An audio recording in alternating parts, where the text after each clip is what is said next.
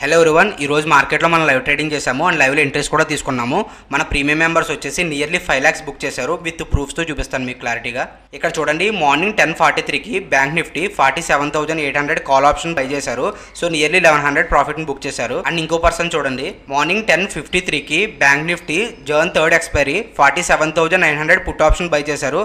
అలాగే 47,500 put option buy చేశారు. ఓవరాల్గా ఇక్కడ మనం చూసుకుంటే 3,75,000 నియర్లీ బుక్ చేశారు ఈ పర్సన్.